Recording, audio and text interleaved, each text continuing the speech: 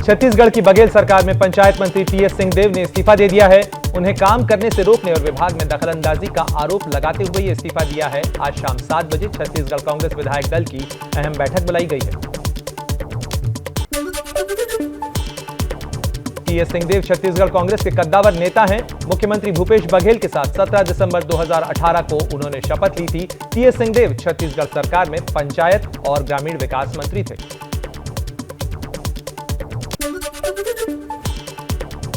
TS Singhdeo के इस्तीफे के बाद बीजेपी ने कांग्रेस पर हमला बोला है। पूर्व मुख्यमंत्री रमन सिंह ने कहा, छत्तीसगढ़ में महाराष्ट्र से भी बुरी हालत है और बड़ी फूट सामने आई।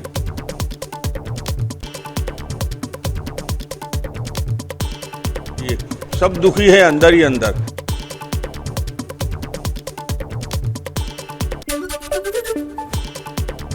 संसद का मानसून सत्र शुरू होने से एक दिन पहले सरकार ने सभी दलों की महत्वपूर्ण बैठक बुलाई। प्रधानमंत्री मोदी, गृह मंत्री अमित शाह, रक्षा मंत्री राजनाथ सिंह भी बैठक में शामिल होंगे।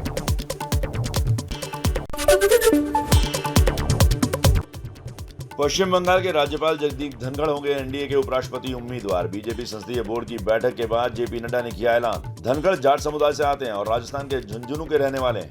श्री जगदीप धनखड़ जी को हम उपराष्ट्रपति पद के लिए अपना प्रत्याशी के रूप में घोषित करते हैं।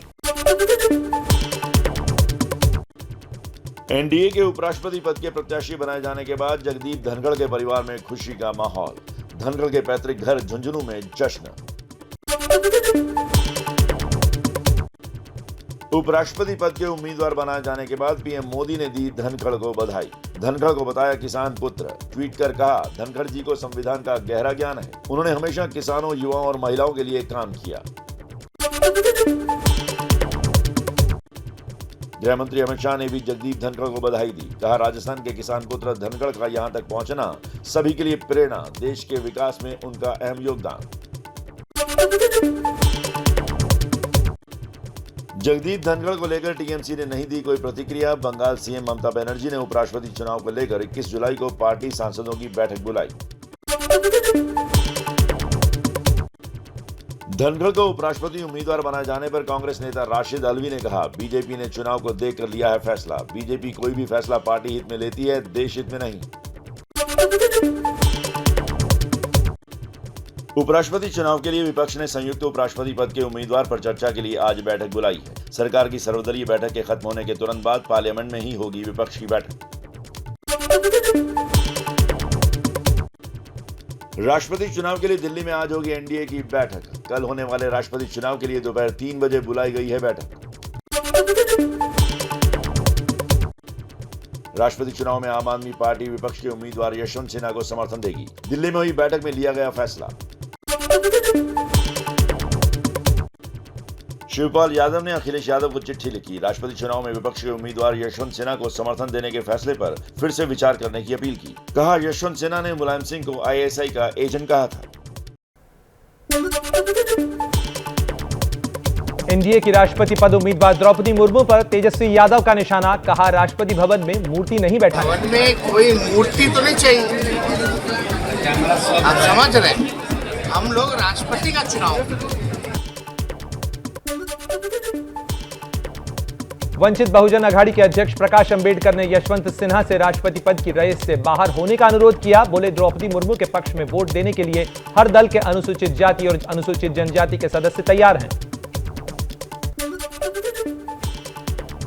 मध्य प्रदेश में 11 नगर निगम चुनाव के आज आएंगे नतीजे। 36 नगर पालिका और 86 नगर परिषद के लिए भी जारी है मतगणना। भारत और चीन के बीच 16वें दौर की सैन्य कमांडर स्तर बातचीत जारी। पूर्वी लद्दाख सीमा पर मौजूद गतिरोध को दूर करने के लिए हो रही है बातचीत। एलएसी के भारतीय क्षेत्र चुशुल मोल्डो में है ये बैठक।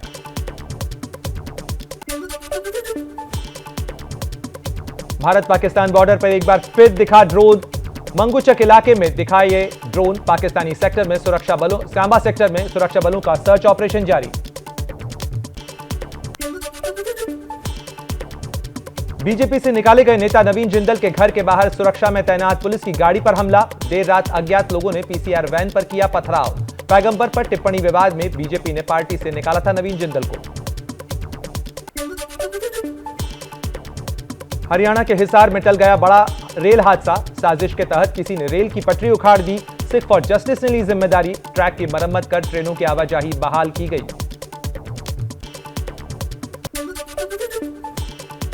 उत्तराखंड के रानीखेत में मूसलाधार बारिश की वजह से जानवरों की भी मुश्किलें बढ़ी। चौनाक गांव में पानी की धार में कई गायें फंस गई।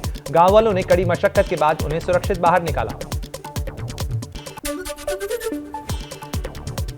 अहमदाबाद में भारी बारिश के बाद मेट्रो पिलर के पास सड़क धंस गई। इससे बीच सड़क पर बड़ा गड्ढा बन गया। सड़क धंसने के बाद आवाजाही रोक दी गई।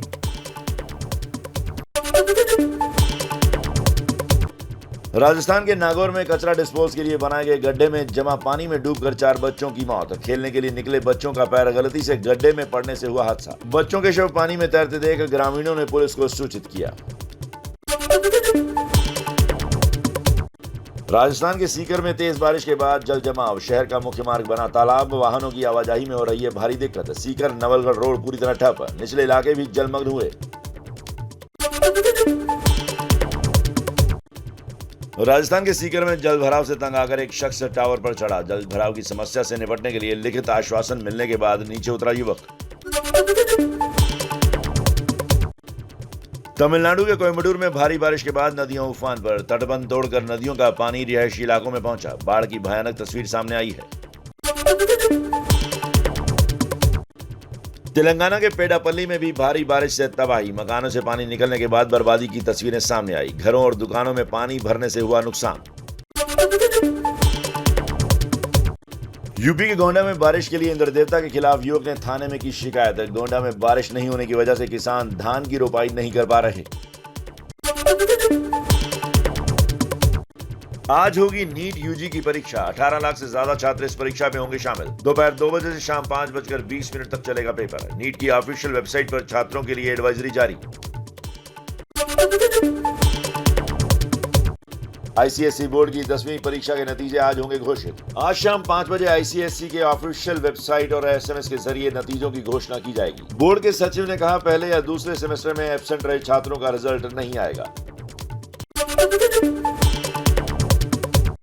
मंकी पॉक्स से बचाव के लिए केरल सरकार ने तेज किया अभियान। केरल की स्वास्थ्य मंत्री वीणा जॉर्ज ने केंद्र की टीम के साथ चर्चा की।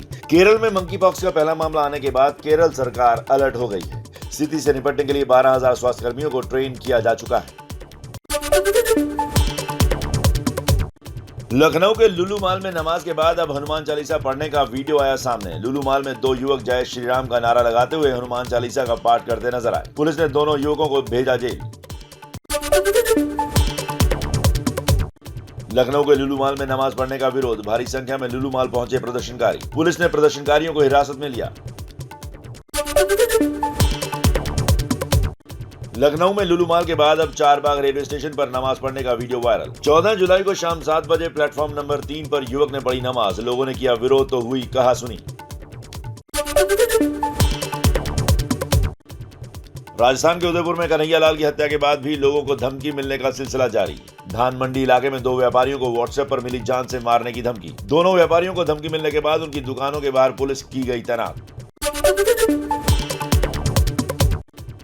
पटना के फुलवारी शरीफ मामले में एक और गिरफ्तारी। बिहार पुलिस और यूपी एटीएस की संयुक्त टीम ने लखनऊ से नूरुद्दीन जंगी नाम के वकील को किया गिरफ्तार। पीएफआई और एसडीपीआई का सक्रिय सदस्य है आरोपी। पाकिस्तान के संपर्क में था नूरुद्दीन। मथुरा श्री कृष्ण जन्मभूमि विवाद फिर पहुंचा इलाहाबाद हाई कोर्ट। विवादित स्थल का वीडियोग्राफी सर्वे और वरिष्ठ वकील को कोर्ट कमिश्नर नियुक्त करने की मांग। श्री कृष्ण जन्मभूमि के मुख्य पक्षकार मनीष यादव ने दाखिल की है याचिका। कल होगी सुनवाई।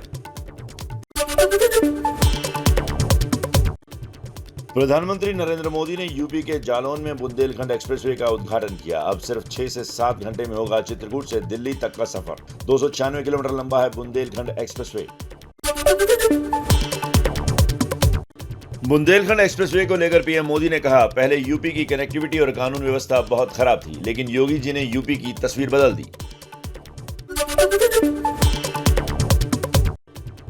पीएम मोदी का बुंदेलखंड को एक्सप्रेसवे के साथ एक और बड़ा तोहफा। सूखाग्रस्त बुंदेलखंड में 75 अमृत सरोवर बनाने का ऐलान किया। बुंदेलखंड एक्सप्रेसवे यूपी के 7 जिलों से होकर गुजरेगा। बुंदेलखंड एक्सप्रेसवे के उद्घाटन के दौरान पीएम नरेंद्र मोदी ने मुफ्त की योजना पर बिना नाम लिए दिल्ली के सीएम अरविंद केजरीवाल पर हमला बोला। कहा देश में मुफ्त की रेवड़ी बांटकर वोट बटोरने की कोशिश। ये रेवड़ी कल्चर देश के विकास के लिए बहुत घातक है। प्रधानमंत्री नरेंद्र मोदी के बयान पर अरविंद केजरीवाल ने किया पलटवार। पूछा लोगों को मुफ्त शिक्षा और मुफ्त इलाज देना गलत कैसे? सरकारी स्कूलों में शानदार शिक्षा दे रहा हूं, लेकिन फ्री में शिक्षा दे रहा हूं। मैं लोगों से पूछना चाहता हूं कि क्या मैं फ्री की रेवड़ियां बांट रहा हूं? अखिलेश यादव ने बुंदेलखंड एक्सप्रेसवे पर उठाए सवाल। एक्सप्रेसवे का वीडियो ट्वीट करते हुए कहा आधे अधूरे बुंदेलखंड एक्सप्रेसवे के उद्घाटन की हड़बड़ी बताती है कि इसका डिजाइन भी ऐसे ही चलता बना है। अखिलेश यादव के बयान पर यूपी के मंत्री नंदगोपाल गुप्ता नंदी ने किया पलटवार। कहा हमने बुंदेलखंड एक्सप्रेसवे का काम 8 महीने पहले पूरा किया। आपके समय में लूट खसोट के लिए परियोजना लंबे समय तक लटकाई जाती थी। संसद में बैन शब्दों को लेकर अखिलेश यादव का तंज। लिखा रेवड़ी बांटकर थैंक यू का अभियान चलवाने वाली सरकार युवाओं को रोजगार दे तो वो दोषारोपण संस्कृति से बच सकते हैं। रेवड़ी शब्द असंसदीय तो नहीं।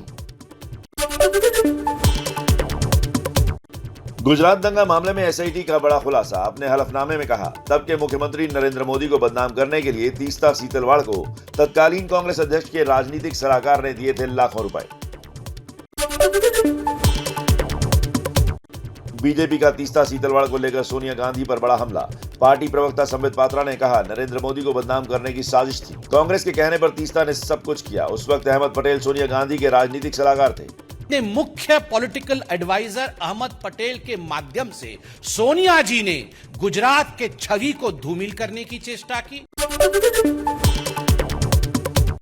अहमद पटेल पर लगे आरोपों पर कांग्रेस का पलटवार। पार्टी प्रवक्ता पवन खेड़ा ने कहा जब भी गुजरात का चुनाव आता है बीजेपी नई थ्योरी ले आती है। आपको 8 साल में आपने कोई अच्छा काम नहीं किया जो दिखाकर आप जीत सके अगला चुनाव। हर बार आपको पाकिस्तान की शरण में जाना होता है। महाराष्ट्र की शिंदे सरकार ने औरंगाबाद का नाम संभाजीनगर और उस्मानाबाद का नाम धाराशिव करने का फैसला किया। कैबिनेट बैठक में लगी मुहर। महाराष्ट्र सीएम एकनाथ शिंदे का संजय राउत पर हमला। कहा लोग कहते हैं मेरे साथ आए 50 विधायक हार जाएंगे। मैं कहता हूं कि अगर एक भी विधायक हारा तो मैं राजनीति छोड़ दूंगा। यूपी के रामपुर में ट्रक और बस के बीच हुई आमने सामने की टक्कर। घटना में 5 लोगों की मौत, वहीं 22 लोग घायल। शाहजहांपुर से दिल्ली जा रही थी हादसे का शिकार हुई बस। यूपी के मुरादाबाद में नशीली पदार्थों की तस्करी करने वाले गिरोह का पर्दाफाश। 3 आरोपी गिरफ्तार। 18 लाख रुपए की नशीली दवाएं जब्त की गईं। पश्चिम बंगाल के मालदा में बम बनाने के दौरान धमाका होने से 2 लोगों की मौत। एक शख्स बुरी तरह घायल हुआ। पुलिस घटना की जांच में जुटी है। पश्चिम बंगाल के उत्तर 24 परगना में बाइक सवार बदमाशों ने एक शख्स की गोली मारकर हत्या कर दी। वारदात के बाद इलाके में तनाव है। कुछ घरों में तोड़फोड़ भी की गई है। शारजाह से हैदराबाद आने वाली इंडिगो की एक फ्लाइट को कराची डायवर्ट किया गया है। विमान में तकनीकी खराबी की वजह से कराची में उतारा गया विमान।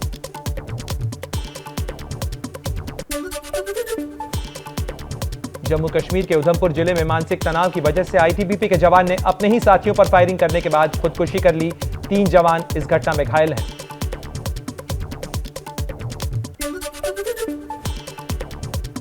उत्तर प्रदेश के कानपुर में बदमाशों के 2 गुटों के बीच हुई भिड़ंत। लोहे की रॉड से एक दूसरे पर किया हमला। मारपीट का वीडियो हुआ वायरल।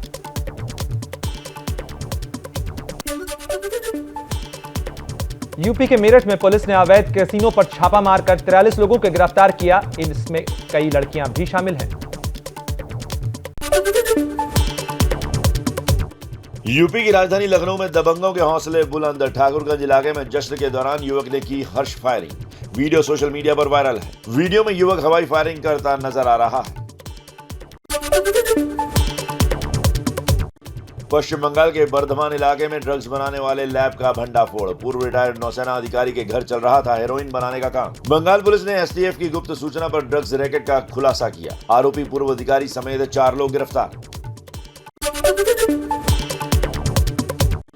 यूपी के उन्नाव में सोशल मीडिया पर छाने के पागलपन ने ली नाबालिग की जान। रिवॉल्वर से सेल्फी लेते वक्त गलती से चली गोली, अस्पताल ले जाते वक्त हुई लड़के की मौत। यूपी के बुलंदशहर में कक्षा 2 के छात्र की हत्या का सनसनीखेज खुलासा। 10वीं कक्षा के 5 नाबालिग छात्र ही निकले मासूम के हत्यारे। बच्चे का अपहरण कर परिजनों से पैसा मांगना चाहते थे हत्यारे। साक्ष्यों के आधार पर पुलिस कर रही है जांच। यूपी के कासगंज में लव जिहाद का मामला सामने आया है। दिल्ली की एक लड़की को कासगंज के मुस्लिम युवक ने शादी का झांसा देकर फंसाया। लड़की के साथ रेप और मारपीट की घटना। पुलिस कर रही है मामले की छानबीन। यूपी के रामनगर में 2 बाइक सवारों पर मोहान के पास बाघ ने किया हमला। बाइक के पीछे बैठे युवक को जबड़ों में दबाकर जंगल में ले गया बाघ। दूसरा युवक सुरक्षित है, लेकिन एक युवक का पता अब तक नहीं चला। वन विभाग की टीम युवक की तलाश में जुटी।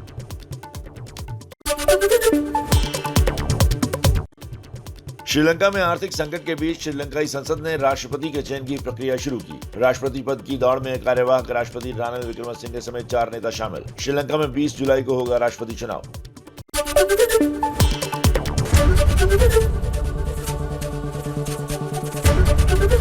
एबीपी न्यूज आपको रखे आगे।